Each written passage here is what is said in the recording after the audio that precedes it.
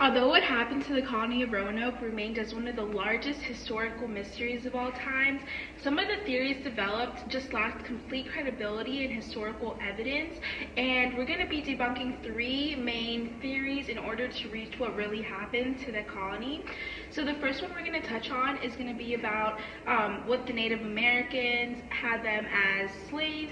The second one is about witchcraft, and the third one is about supernatural causes and having no traces left behind for them. Alright, so to start off with this first visual aid, we see the colony of Roanoke, and as you can see, it's a pretty big colony. It's a pretty big space.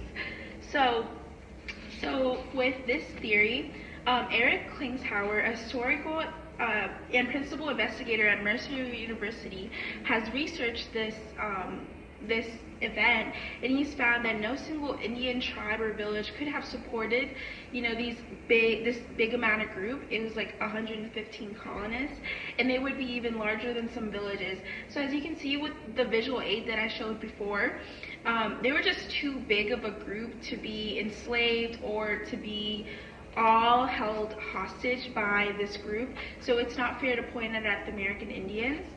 So for the second theory, we have the idea of witchcraft. So from what you can see in this visual aid, in this cartoon, witchcraft is something that has been kind of, drawn and reflected on, and now it's kind of seen as something imaginary from the past, if that makes sense.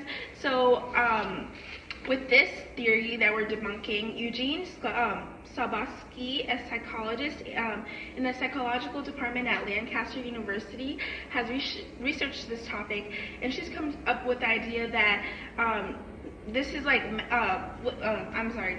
witchcraft is magical belief, or are magical beliefs that are curious phenomenon exist as a necessary addition to rational beliefs.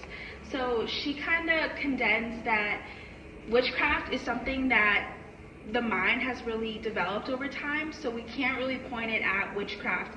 I think that scientific evidence and having other things to pin it on is more credible than just the idea of witchcraft, and that's what happened to the colonists.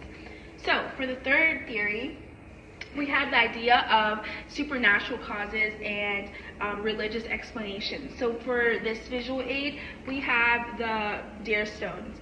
So these deer stones have been found as artifacts for what happened to the colony of Roanoke, and these are just popping up. So it really goes to show that now that there are artifacts, we need to be using these artifacts and linking it to what happened to the colony of Roanoke.